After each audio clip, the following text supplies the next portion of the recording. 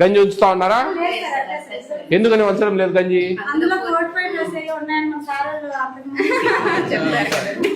అన్ని తెలిసిపోయినాయి మీకు. Very good, very good. Okay okay అమ్మా, ఆల్ ది బెస్ట్. నువ్వు 45 రైస్ కలుపుతా ఉన్నావని అన్నారు, నాకు అది సంతోషం.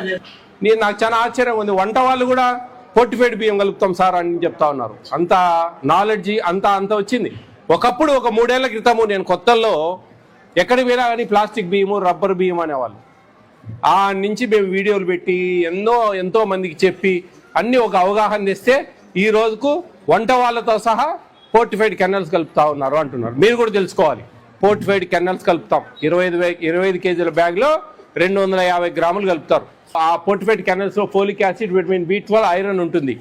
వాటి వల్ల మీకు మంచిగా బ్యాక్ బోన్ స్ట్రెంత్ అవుతుంది, మెమరీ పవర్ ఇంక్రీజ్ అవుతుంది, హిమోగ్లోబిన్ శాతం బాగా పెరుగుతుంది, నాడీ వ్యవస్థ బాగా పనిచేస్తుంది.